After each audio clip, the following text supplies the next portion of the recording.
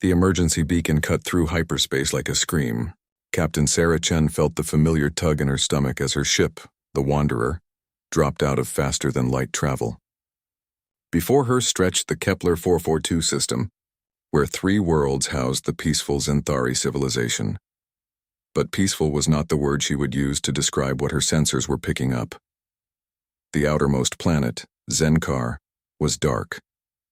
Not the natural darkness of night, but the absolute black of a world under siege. Massive energy signatures pulsed across its surface like a diseased heartbeat. Sarah had seen similar readings only once before, during the Proxima incident, where an entire human colony had been wiped out by something the survivors could only describe as the hunger that walks. Her communications array crackled to life. The voice that emerged was strained, desperate, speaking in broken standard human. Human ship, this is High Counselor Vex High of the Zenthari Republic. We require immediate assistance. Our greatest fear has awakened. Sarah had dealt with many alien species during her 15 years as an independent contractor.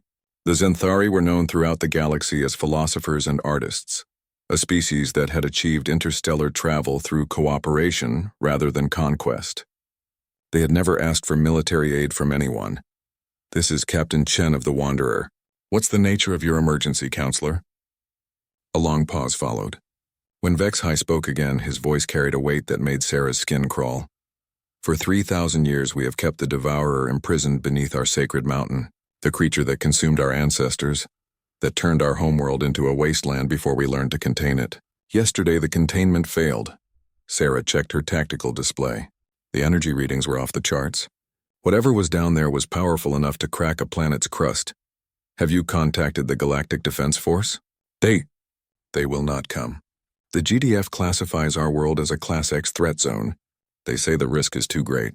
But you humans, we have heard stories. Stories of your kind doing the impossible. Sarah snorted. Human reputation in the galaxy was a mixed bag. They were known for being stubborn, reckless, and absolutely refusing to accept that something couldn't be done. Most species considered these traits somewhere between admirable and insane.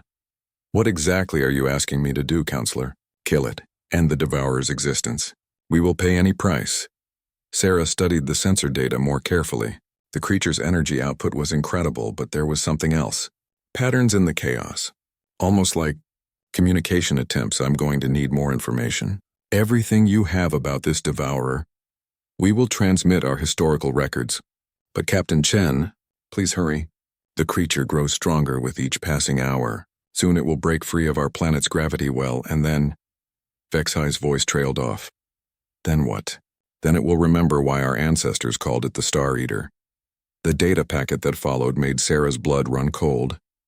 The Zenthari records went back 6 millennia, telling the story of a creature that had consumed entire solar systems before their ancestors managed to trap it using technology they no longer understood.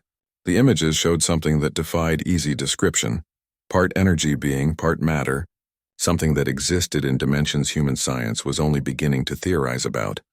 According to the records, the Devourer had laid waste to 17 worlds before the ancient Zenthari managed to imprison it. It fed on stellar energy, growing larger and more powerful with each star it consumed. The prison had been designed to last forever, but forever, it seemed, had an expiration date. Sarah set course for Zenkar, her mind racing. Every tactical analysis her ship's computer ran came back with the same conclusion. Impossibly dangerous, success probability near 0.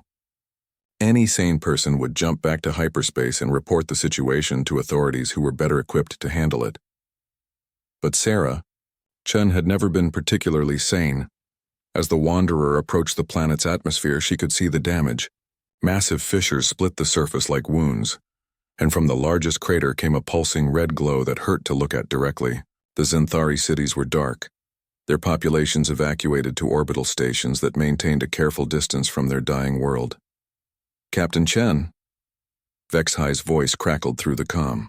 The Devourer is contained within the crater for now, but our scientists estimate it will achieve full manifestation within 6 hours. After that, I get it. The clock is ticking. Sarah checked her weapon systems. Plasma cannons, quantum torpedoes, a small nuclear arsenal. Everything that had served her well against pirates and hostile wildlife seemed laughably inadequate against something that ate stars. But as she studied the energy patterns emanating from the crater, something nagged at her. The pulses weren't random. There was definitely a pattern, almost like a language. Her ship's translation algorithms couldn't make sense of it, but the mathematical structure was undeniable. Counselor, in all your records, did anyone ever try to communicate with this thing? A shocked silence followed. Communicate? Captain, it is a force of pure destruction. Our ancestors spent centuries learning to contain it, not speak with it. Maybe that was the problem. Sarah made a decision that would have horrified any military tactician. Instead of preparing her weapons, she began modifying her communications array. What are you doing? Fexi demanded. Something stupid, Sarah admitted, but that's what humans do best. As her ship descended toward the crater, Sarah couldn't shake the feeling that they were missing something important. Every species in the galaxy had stories of ancient evils, primordial monsters that threatened civilization itself. But what if some of those monsters weren't evil at all? What if they were just misunderstood? The Wanderer settled into a hover pattern above the crater's rim. Below, something vast and terrible stirred in the depths, its presence making reality itself seem unstable. Sarah's hands moved over her controls, preparing for the most dangerous conversation of her life. This is Captain Sarah Chen of Earth, she broadcast on the frequency her analysis suggested the creature was using. I know you can hear me. We need to talk. The response came not as words, but as a wave of pure emotion that slammed into Sarah's mind like a physical blow. Rage, yes, but underneath it was something she hadn't expected. Pain. Deep, aching loneliness that had festered for millennia. Sarah gritted her teeth against the psychic assault, her training kicking in. Human minds were naturally resistant to telepathic intrusion, a trait that had saved her species more than once in their dealings with other races. I can feel what you're feeling, she transmitted back, fighting to keep her mental barriers steady. You're angry. You're hurt, but you're also intelligent. Let's figure this out together. The crater below erupted in a pillar of crimson energy that reached into the upper atmosphere. Sarah's ship rocked from the shockwave, alarms screaming as her shields strained to contain forces that could melt titanium. Then, impossibly, the chaos organized itself.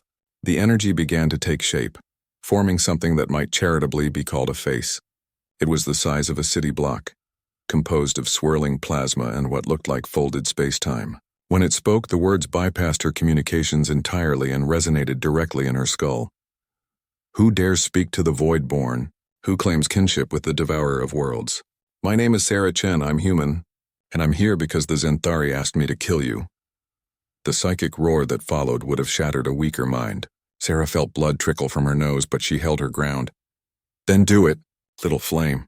Add your light to the countless others I have consumed. No. The simple words seemed to surprise the creature as much as it surprised Sarah herself. I don't think you're evil. I think you're a prisoner who's been locked up for so long that you've forgotten how to be anything else. The face in the crater twisted, its features rearranging in patterns that hurt to perceive directly. You know nothing of what I am. Then tell me. For a moment, the energy patterns stilled. Sarah could feel the creature's confusion like a cold wind in her mind. Whatever it had expected from this encounter, it wasn't this. I am the hunger between stars. I am the darkness that comes when suns die. I am. You're scared. Sarah interrupted. You're terrified, and you've been alone for 3,000 years. The silence that followed was deafening. Even the background radiation from the creature's presence seemed to quiet, as if the universe itself was holding its breath. You see me. The voice was different now. Smaller. Still impossibly vast and alien, but touched with something almost vulnerable. I see someone who's been hurt, someone who's been imprisoned by people who never tried to understand them. Sarah leaned forward in her pilot's seat, her instruments forgotten. What were you before they locked you away? Images flooded her mind. Not the controlled transmission of words, but raw memory. Sarah saw a younger universe where space between the stars was not empty, but filled with entities of pure energy. Beings who danced between galaxies, who sang in frequencies that made quasars pulse in rhythm. She saw the creature as it had been. Not a destroyer, but a gardener. One of many who tended the cosmic web itself, nurturing stellar nurseries and guiding the formation of new worlds. She saw its joy in creation, its pride in shepherding young civilizations toward their first steps into space. And she saw the war. Something had come from beyond the galactic rim, a force of true darkness that sought not to consume but to unmake.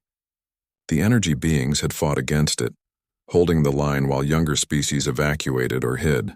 One by one, Sarah's newfound friend had watched its kind fall, their songs of creation silenced forever. When the last of its people died, something broke inside the creature.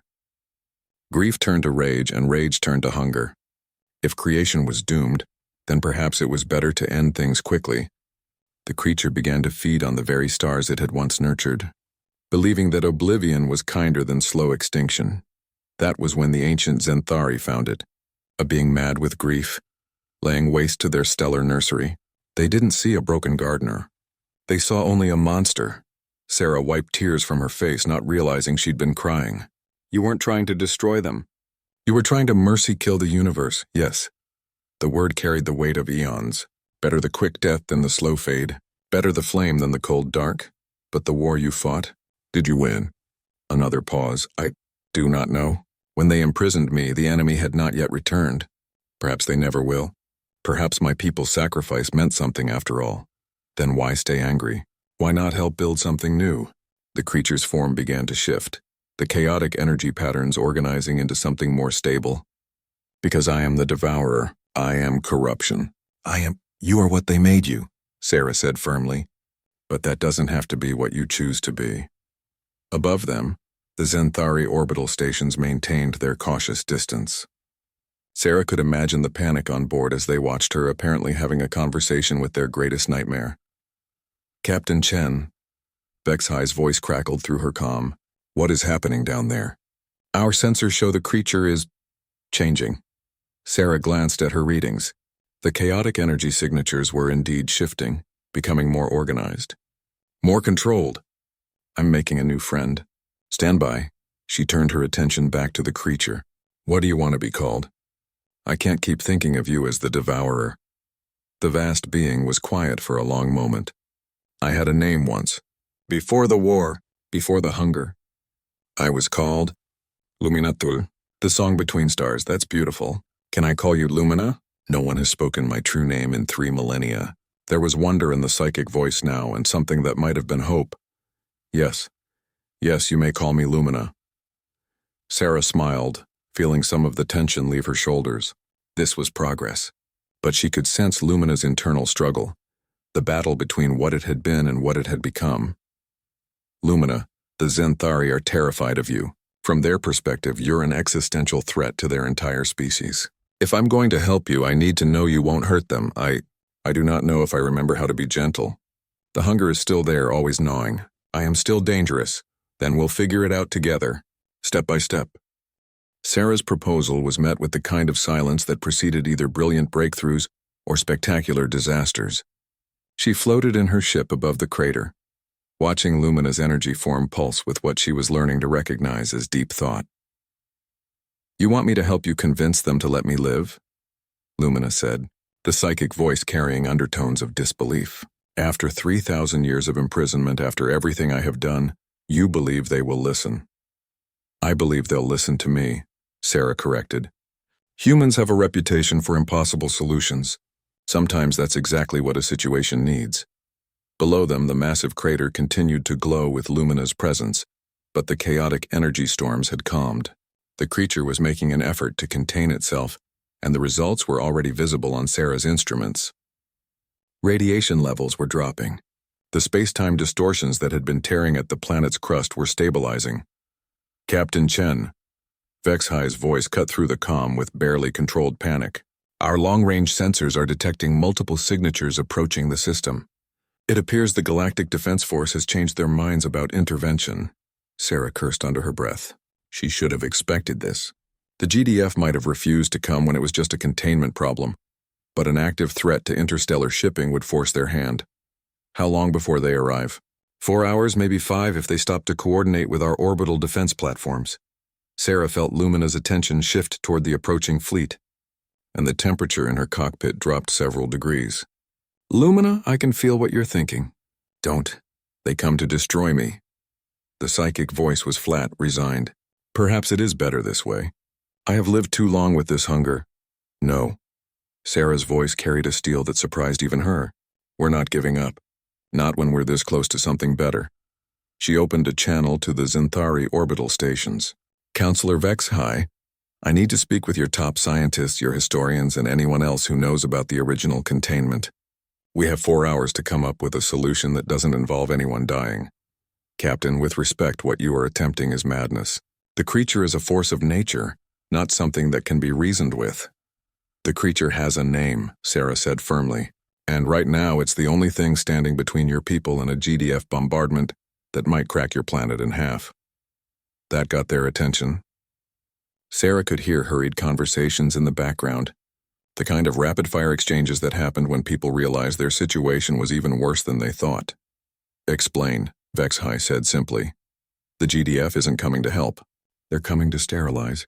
If they can't contain Lumina, they'll glass the entire system to prevent it from spreading. That means your people, your culture, your history, all of it becomes acceptable losses. The silence on the channel stretched long enough that Sarah began to worry she'd lost the connection. When Vex-High spoke again, his voice was carefully controlled. What do you propose? Sarah took a deep breath. What she was about to suggest went against every safety protocol in the book. We're going to try something that's never been attempted before. We're going to offer Lumina a job. Over the next hour, Sarah found herself in the strangest negotiation of her career. On one side, she had the Zenthari leadership, 3,000 years of cultural trauma making them see only a destroyer where she saw a potential ally. On the other side, she had Lumina, whose own sense of self had been shaped by millennia of imprisonment and rage. The breakthrough came from an unexpected source. Dr. Keelavin, the Zenthari's chief xenobiologist. Captain Chen, you mentioned that the creature, Lumina, was once involved in stellar engineering. Our people have long dreamed of restarting the dead system at the edge of our territory. The worlds there were stripped by solar flares before we learned to predict them. Sarah felt a spark of excitement. You mean terraform them? More than that. We would need to stabilize the star itself, repair the damaged magnetospheres of 3 worlds, and guide the formation of new biospheres. It is a project that would take us centuries with our current technology. Sarah turned her attention to Lumina. What do you think? Instead of destroying stars, you could heal them. Bring dead systems back to life. The massive energy form in the crater pulsed, and Sarah could feel the creature's hunger shifting, changing focus. I remember how to sing to stars. Before the war, before the madness, I helped birth solar systems. But I am not the same being I was then. None of us are the same as we were yesterday, Sarah pointed out. The question is what you want to become tomorrow. The hunger would need to be controlled, channeled. I would need guidance, someone, to help me remember what I once was. Dr. Keelavins. Excitement was palpable through the comm. We have the ancient texts, the stellar engineering manuals our ancestors used before the Devourer, before the crisis. We could work together, combine our knowledge with your abilities. But Vex-High's voice cut through the growing optimism. Even if this were possible, the GDF will never accept it. They see only a threat to be eliminated. Sarah checked her chronometer. 3 hours until the fleet arrived. Then we make it impossible for them to refuse. How? We give them a demonstration they can't ignore. Sarah began plotting a course that would take her ship clear of the planet's gravity well. Lumina, that dead system the doctor mentioned. How far away is it? 2 light hours distant. Why? Because we're going to resurrect a star in front of the biggest military audience in the sector. If that doesn't change their minds about your value as an ally instead of a threat, nothing will. The plan was audacious to the point of insanity. Sarah would carry Lumina in her ship's specially modified cargo bay, a space she'd hastily reconfigured with containment fields based on Zenthari technology. They would travel to the dead system and attempt something that had never been tried before. The deliberate reactivation of a dormant star. Captain, Vex-High said as they made final preparations, you understand that if this fails, you will be vaporized along with the creature. The GDF will show no mercy to perceived collaborators. Understood. Sarah sealed her helmet and ran final checks on her ship's systems. But if it works, we'll have given the galaxy something it hasn't seen in a very long time. Which is? Hope. Lumina's essence flowed into the modified cargo bay like liquid fire, contained but not imprisoned.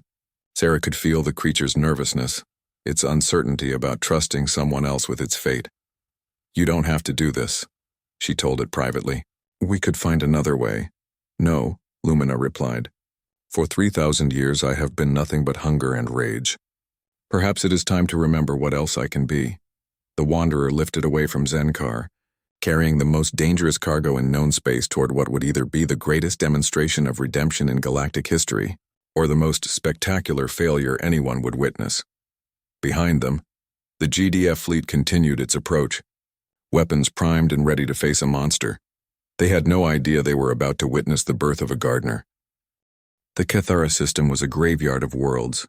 As the Wanderer dropped out of hyperspace, Sarah's instruments painted a picture of cosmic devastation that made her stomach clench.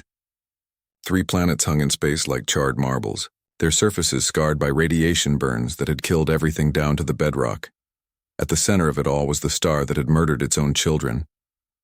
Kethara Prime was a red dwarf now, barely a quarter of its original size. The stellar collapse that had preceded its violent flaring phase had left it unstable, prone to the kind of massive coronal ejections that had sterilized its planetary system. According to Zenthari records, this had once been a thriving system with 2 spacefaring civilizations and countless forms of unique life.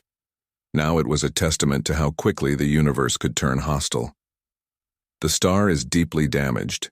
Lumina's voice resonated through the ship's hull, no longer confined to Sarah's mind alone. The creature had grown more comfortable with its containment, and its presence had begun to suffuse the entire vessel. "Its core is misaligned. The magnetic field generators are broken. It bleeds energy like a wounded animal." Sarah checked her long-range sensors. The GDF fleet had arrived at Zenkar and was maintaining a cautious perimeter. More importantly, they were watching.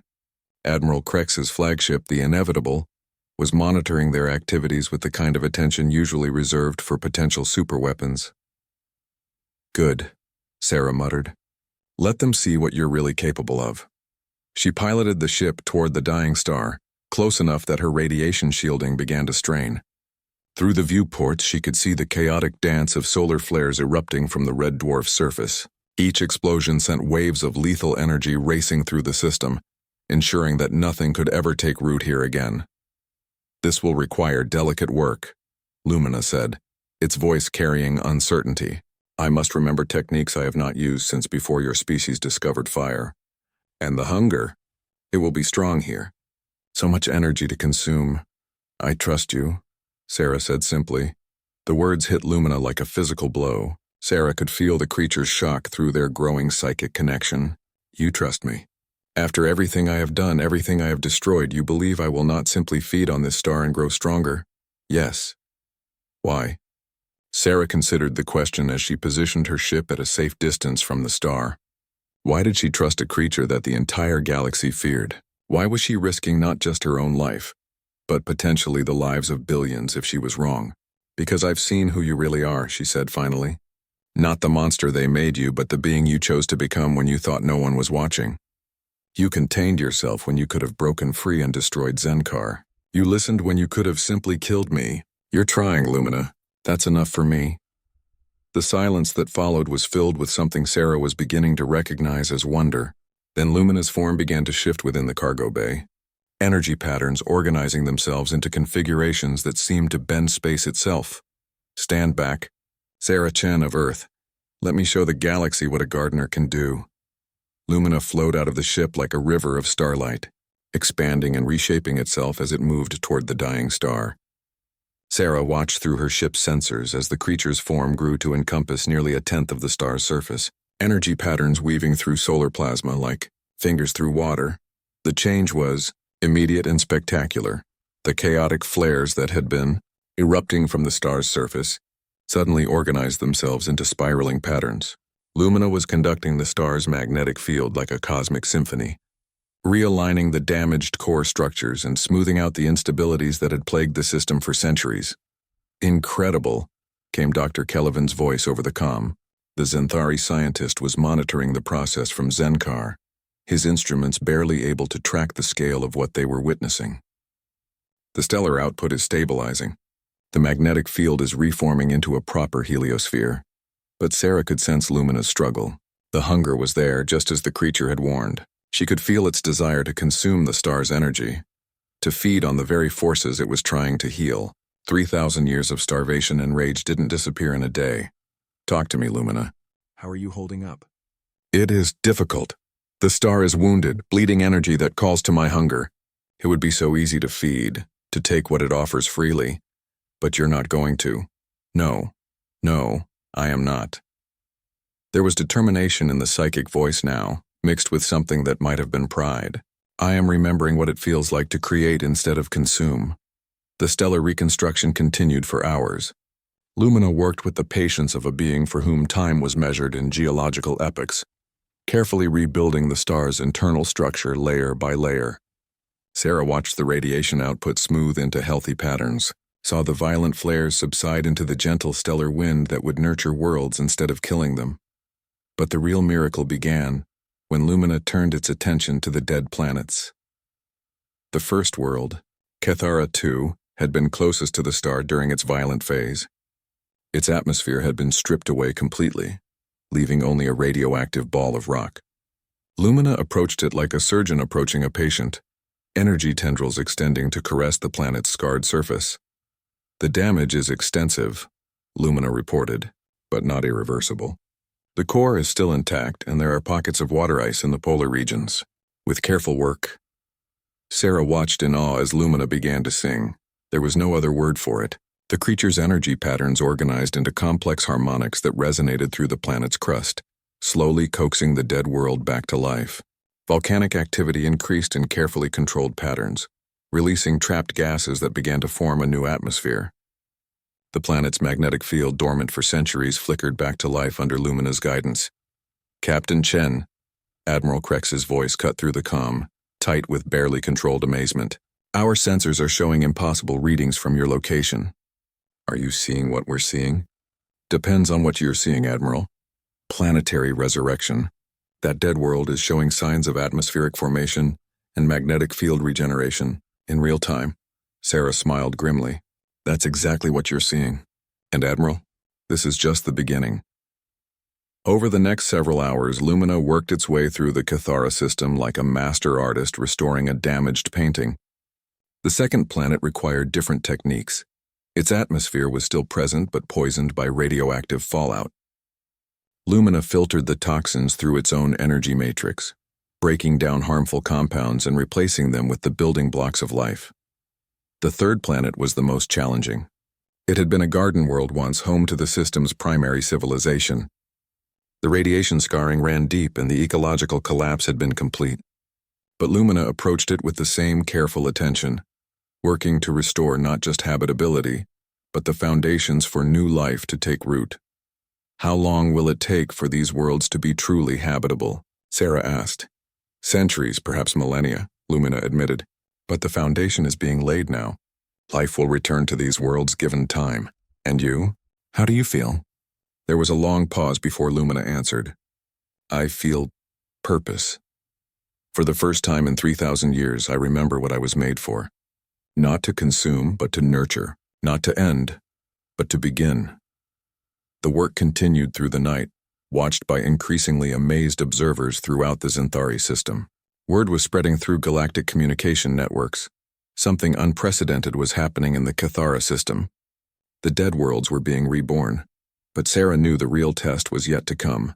Admiral Krex and his fleet represented the galaxy's military mindset, the kill-or-be-killed mentality that had marked every first contact with potentially dangerous alien life. Admiral, she called over the comm as Lumina put the finishing touches on the third planet's new magnetosphere.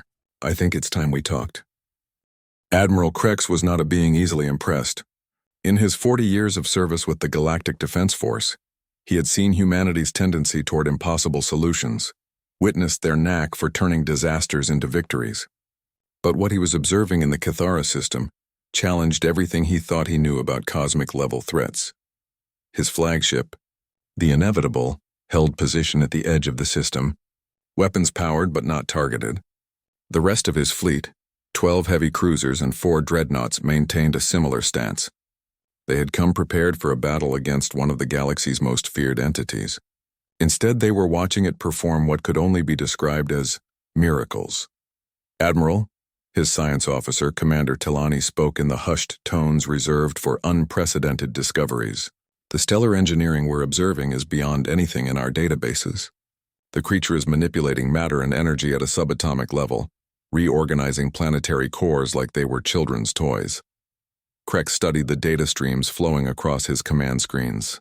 The Devourer, he had to consciously remind himself to think of it as Lumina now, had not only stabilized a dying star, but was actively terraforming 3 dead worlds simultaneously. The precision required was staggering. "Sir," his communications officer interrupted, "the human captain is requesting to speak with you directly." Krex had dealt with humans before. They were useful allies when properly managed, but their tendency toward reckless heroics made them difficult to predict. This Captain Chen seemed to embody both the best and worst of human nature. Brilliant, brave, and absolutely insane. "Put her through." Sarah's voice carried across the void between their ships, calm despite the magnitude of what she had accomplished. "Admiral Krex, thank you for taking my call. I imagine you have questions." "A few," Krex replied dryly, "starting with why you decided to partner with one of the galaxy's most wanted criminals instead of eliminating it as requested, because the galaxy was wrong about what Lumina actually is." There was steel in the human's voice, the kind of certainty that Krex had learned to respect even when he disagreed with it. "The Xanthari asked me to kill a monster. Instead, I found a gardener who'd been locked away for 3,000 years. A gardener that has consumed entire star systems. A survivor of a war that the galaxy has forgotten," Sarah corrected. "Admiral, what do you know about the Void War?" Krex felt a chill run down his spine. The Void War was legend, barely remembered even in the oldest archives. A time when something from beyond the galactic rim had threatened all life, and ancient civilizations had banded together to stop it. "Theoretical history at best," he said carefully. "Not theoretical, very real.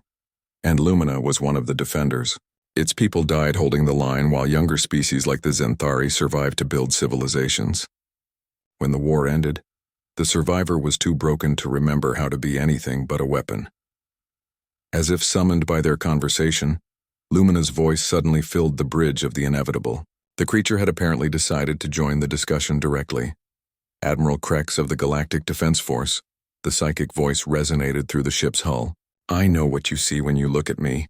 I see it in your thoughts and the thoughts of your crew. You see a threat to be eliminated." Krex's tactical officer reached for the weapons console, but the Admiral raised a hand to stop him. "What would you have me see?" "The truth. I was born in the stellar nurseries at the galaxy's edge, one of a species that tended the cosmic web itself. We helped young worlds take their first breath, guided primitive life toward intelligence, watched civilizations grow from stone tools to starships. Images flowed through the psychic connection, memories of a gentler time when the universe was young and full of promise.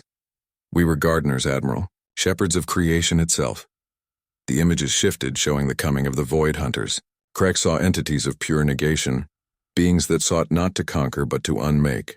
The war that followed was not fought with ships and soldiers, but with the fundamental forces of reality itself. My people died defending worlds they had never seen, protecting species they had never met. We held the line so that life could continue to grow and spread. The psychic voice carried the weight of eons of grief. When the last of my kind fell, I thought it was better to end things quickly, to spare the universe the slow decay we had fought so hard to prevent. So you became the very thing you had fought against, Krex said, understanding beginning to dawn. Yes. Until today. The creature's attention turned to the 3 worlds it had been healing, until a human reminded me that destruction is a choice, not a destiny. Krex looked at the data streams showing the progress of the terraforming efforts. 3 dead worlds were showing the first signs of returning life. A star that should have collapsed within the century was now stable enough to burn for millions of years. What are you proposing? It was Sarah who answered. Employment. The galaxy has hundreds of dead systems, worlds that were stripped by solar flares, poisoned by industrial accidents, or simply failed to develop life. Instead of hunting monsters, you could be helping miracles. The risk is manageable, Lumina interrupted. I am not the madness-consumed being I was when the Xanthari imprisoned me. I have purpose now, direction, and I have someone to help me remember who I was meant to be. Krex found himself in the position that every military commander dreaded, making a decision that would echo through history. His orders were clear: eliminate the threat posed by the Devourer. But those orders had been written by beings who saw only danger, never potential. Commander Telani, he said quietly, what's your assessment of the stellar engineering we've observed? His science officer consulted her instruments before answering. Conservative estimate? The creature has accomplished what would take our best engineers 3 centuries to plan, let alone execute. The precision is beyond our current capabilities. Weapons assessment? His tactical officer spoke reluctantly. Sir, if the creature wanted to attack us, it could have done so at any point during the last 6 hours.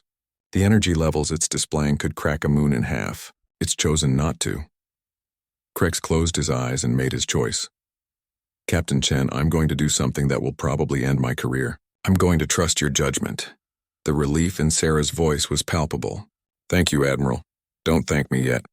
I can delay my report, give you time to present your case to the Galactic Council.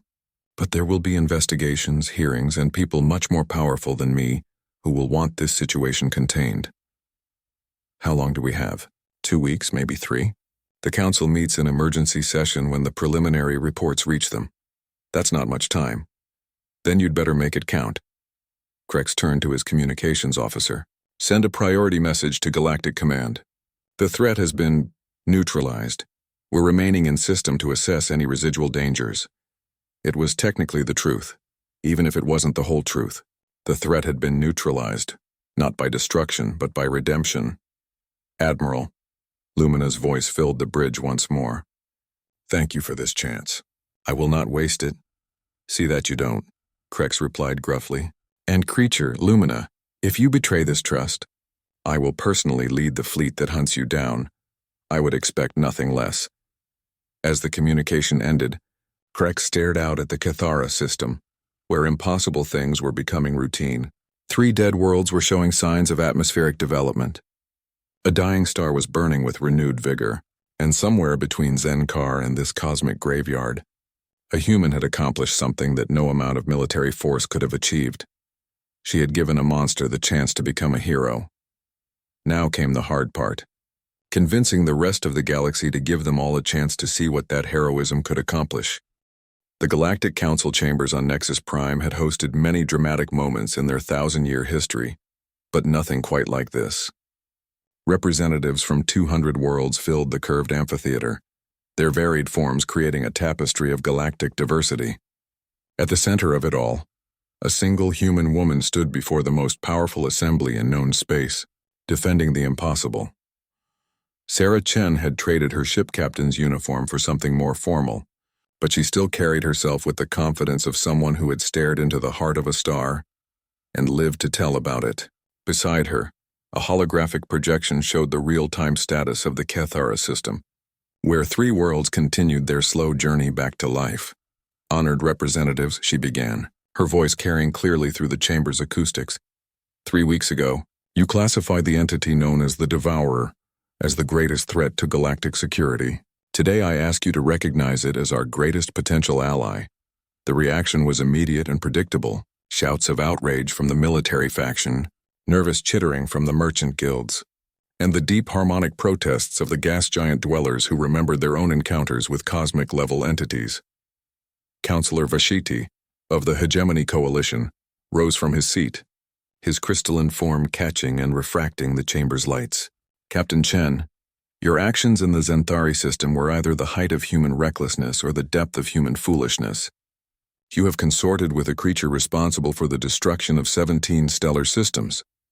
I have worked with a survivor of the Void War, Sarah corrected, her tone respectful but firm.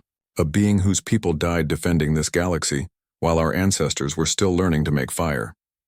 Pretty words, interrupted General Corax, the Therian military representative. But actions speak louder than rhetoric. This creature remains a danger to every world represented in this chamber. Sarah had expected this resistance. The preliminary reports had painted her as either a hero or a traitor, with very little middle ground. But she had something those reports didn't, the truth, and 3 weeks of data to back it up. Then let me show you what that danger has accomplished, she said. Activating the holographic display, the chamber fell silent as the images filled the space above them.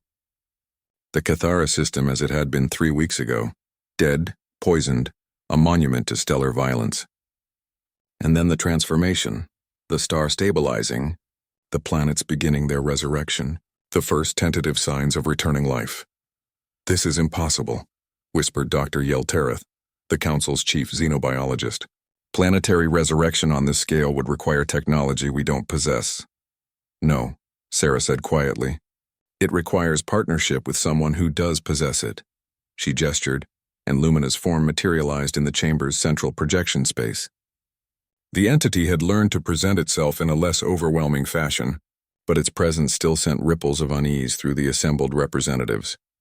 Honored Council, Lumina's voice resonated through the chamber, carefully modulated to avoid the psychic impact that had once shattered minds. I stand before you not as the devourer of worlds, but as I was born to be, a gardener of the cosmos. The silence that followed was broken by Councillor Tekmar of the Aquatic Federation. You speak of gardening, yet our records show 17 systems consumed by your hunger. Yes. The simple admission sent shockwaves through the chamber. In my grief and madness, I believed that a quick death was kinder than slow extinction. I was wrong. Sarah Chen of Earth showed me that there is a third option, renewal. Sarah stepped forward.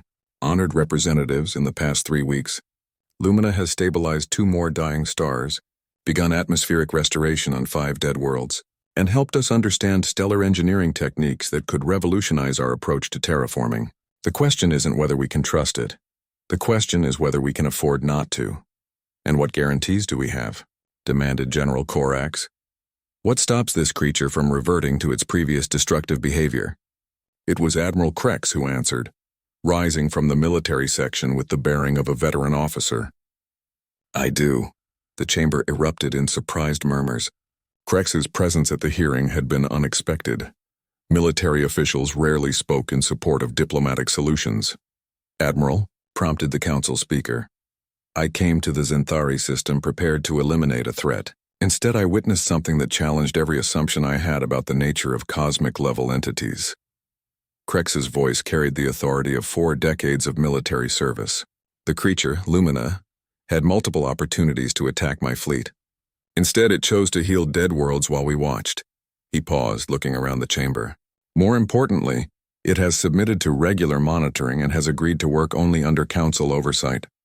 It has accepted limitations that no entity of its power level should logically agree to. Why? Asked Councillor Vashiti. Because it chooses to, Sarah said simply. Because for the first time in 3,000 years, it has been treated as a being capable of choice rather than an animal to be caged or destroyed. The debate that followed lasted for hours. Representatives voiced fears about precedent, about the dangers of trusting former enemies, about the implications of having such a powerful entity operating within council space. But gradually, pragmatism began to win out over fear. The turning point came when the Zenthari delegation presented their proposal. High Councillor Vexhai, still bearing the psychic scars of his world's near destruction, stood before his peers with quiet dignity. The being you know as the Devourer destroyed my people's sense of security for 3 millennia. But Lumina has given us something we had not dared hope for, a future. The holographic display shifted to show new images from the Zenthari system. Construction had begun on monitoring stations around the sealed crater, where Lumina had once been imprisoned. But more importantly, the first survey ships were already heading for the restored Cathara system. We propose the establishment of the Cosmic Restoration Project, Vexhai continued, a joint council initiative to identify dead and dying systems throughout the galaxy. Under council oversight with human liaison support, Lumina would work to restore these systems to habitability. The cost began. The representative from the merchant guilds would be a fraction of what we currently spend on military. Expansion into new systems interrupted. Dr. Yeltereth, who had been running calculations on her datapad. If these restoration techniques can be systematized, taught to others, we could double the number of habitable worlds in council space within a century. Sarah felt a surge of hope.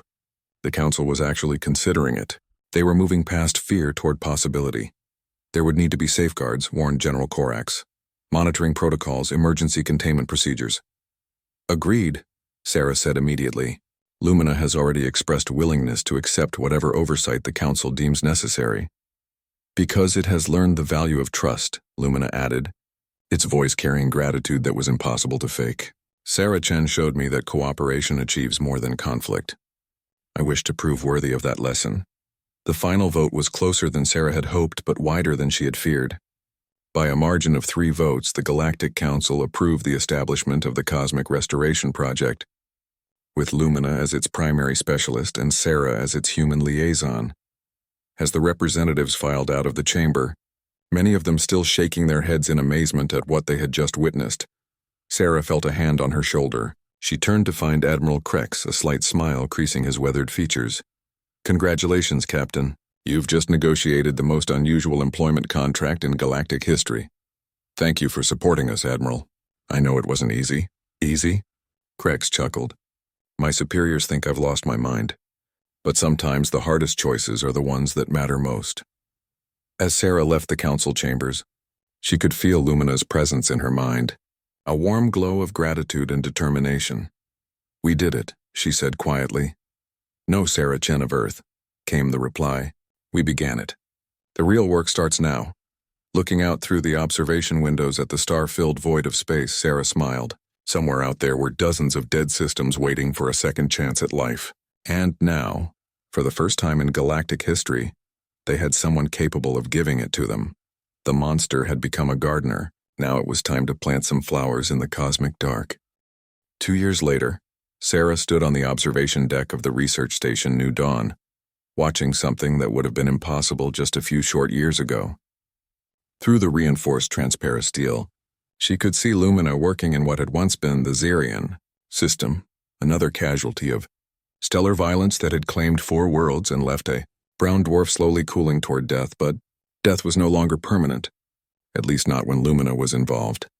The entity had grown more confident in its abilities over the past 2 years, learning to work with precision that amazed even the galaxy's best stellar engineers. Where once it might have spent weeks healing a single star, Lumina could now accomplish the same task in days while simultaneously managing the atmospheric restoration of multiple worlds. The brown dwarf was already showing signs of renewed fusion, its surface temperature climbing as Lumina carefully fed it matter from the system's asteroid belt. The technique was one they had developed together, using the creature's ability to manipulate matter at the subatomic level to compress and inject fuel directly into stellar cores.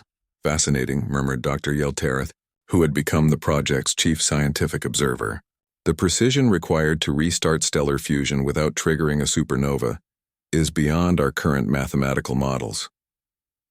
Lumina doesn't use mathematics the way we do, Sarah explained, still watching the display of cosmic engineering taking place before them. It feels the star's structure, senses the flow of forces we can barely detect. It's like watching an artist work. Through their psychic connection, Sarah could sense Lumina's concentration, its careful attention to the delicate balance of forces that would determine whether the brown dwarf became a stable star or a spectacular explosion. The hunger was still there, it always would be, but it had been transformed into something constructive. The energy that had once consumed worlds now nurtured them. Status report from the Cathara system, announced Commander Telani, who had transferred from Admiral Krex's fleet to become the project's military liaison. The first atmospheric processors have been successfully installed on Cathara 2. Preliminary readings show oxygen levels approaching breathable ranges. Sarah smiled. The Cathara system had become their proof of concept, demonstrating that Lumina's restoration work could create truly habitable worlds. 3 different species had already submitted colonization proposals for the system, which would soon host its first permanent settlements since the ancient disaster. Any word from the Vorthon expedition? Sarah asked. They've confirmed the presence of indigenous life in the restored sectors, Dr. Yeltareth reported, her excitement barely contained. Simple organisms, but they appear to be thriving in the new atmospheric conditions. Lumina's work isn't just bringing worlds back to life. It's creating the foundation for entirely new ecosystems. The implications were staggering. In just 2 years, the Cosmic Restoration Project had transformed 8 dead systems and was working on a dozen more. But more than that, they had fundamentally changed the galaxy's approach to expansion and colonization. Instead of searching for rare, naturally habitable worlds, civilizations could now create them. "Captain Chen," came Lumina's voice through the station's communication system. The entity had learned to modulate its psychic abilities, speaking through technological interfaces when it wanted to address groups rather than individuals. "The Xerion primary is achieving stable fusion. We can begin atmospheric seeding of the inner worlds within the week." "Excellent work," Sarah replied. "How are you feeling?" It was a question she asked regularly, both as project coordinator and as Lumina's friend. The transition from destroyer to creator hadn't been without its challenges. There were still days when the old hunger rose strong, when the temptation to consume rather than create threatened to overwhelm the creature's newfound purpose. "Tired," Lumina admitted. "But it is a good tiredness, the weariness that comes from meaningful work rather than endless emptiness." Sarah felt a warm glow of pride. The being that had once been the galaxy's greatest nightmare was now its most dedicated healer. But the real measure of their success wasn't in the worlds they had restored or the stars they had reignited. It was in the change they had sparked. Throughout the galaxy, "Incoming transmission from Earth," announced the communications officer. "Priority channel from the Human Colonial Authority," Sarah raised an eyebrow. Earth rarely contacted individual projects directly, preferring to work through the Galactic Council's bureaucratic channels. "Put it through." The holographic display shimmered, resolving into the image of Director Amanda Foster, head of Earth's Xenobiological Research Division. Sarah had never met the woman in person, but her reputation preceded her, brilliant, driven, and utterly dedicated to expanding humanity's understanding of the universe. "Captain Chen," Foster began without preamble, "I'm contacting you directly because this matter requires immediate attention. We've detected something in the outer rim that we believe requires Lumina's expertise." Sarah felt a chill run down her spine. The outer rim was the galaxy's edge, the frontier beyond which only the most adventurous explorers dared venture. It was also, according to Lumina's memories, where the Void War had begun. What kind of something? Energy signatures that match theoretical models for Void War technology. A research expedition discovered what appears to be a derelict structure of enormous size, easily the largest artificial construct ever found. Our xenoarchaeologists believe it might be a remnant from the ancient conflict. The station fell silent except for the hum of life support systems. Everyone present understood the implications. If the structure was indeed a Void War relic, it could contain technology beyond current galactic comprehension. But it could also contain dangers that had been sleeping for millennia. "You want us to investigate," Sarah said. "We want Lumina to investigate," Foster corrected. "It's the only being in the galaxy with first-hand knowledge of Void War technology. If there's something dangerous out there, it's the only one equipped to recognize and neutralize it." Sarah could feel Lumina's attention turning toward their conversation, the creature's vast consciousness focusing on the implications of Foster's words. Through their connection, she sensed a complex mix of emotions: curiosity, apprehension, and something that might have been old pain. "Lumina," Sarah said quietly. "Your call." "We don't have to do this." "Yes, we do," the creature replied, its voice heavy with the weight of memory. "If there is something from the old war still active, still waiting, then it is my responsibility to face it. My people died to keep such things contained. I will not let their sacrifice be meaningless." Sarah nodded, understanding the decision even as it filled her with dread. "Director Foster, we'll need complete access to all survey data and a suitable escort fleet. If we're going into the outer rim to poke at sleeping dragons, I want backup." "Already arranged. Admiral Krex has volunteered to lead the expedition personally." That brought a smile to Sarah's face. In the 2 years since the council hearing, Krex had become one of their strongest supporters, often arguing for expanded funding and resources for the restoration project. "When do we leave?" "The fleet assembles at Nexus Prime in 72 hours. Captain Chen, this could be the most important discovery in galactic history, or it could be the most dangerous. Either way, humanity and our allies are counting on you." As the transmission ended, Sarah looked out at the Xerion system, where Lumina continued its patient work of stellar resurrection. They had come so far from that first desperate day in the Xanthari system, when she had chosen to talk instead of shoot. Now they were being asked to venture into the galaxy's most dangerous frontier, to confront echoes of a war older than civilization itself. Second thoughts? Lumina asked, sensing her mood. Third and fourth thoughts, Sarah admitted. But we've made a career out of impossible choices. Why stop now, indeed? And Sarah, whatever we find out there, whatever horrors or wonders await in the dark between stars, I am grateful that we will face them together. Looking out at the slowly brightening star that would soon warm 4 restored worlds, Sarah felt the truth of those words resonate in her bones. They had transformed a monster into a gardener, brought dead worlds back to life, and proved that even the most unlikely partnerships could change the galaxy.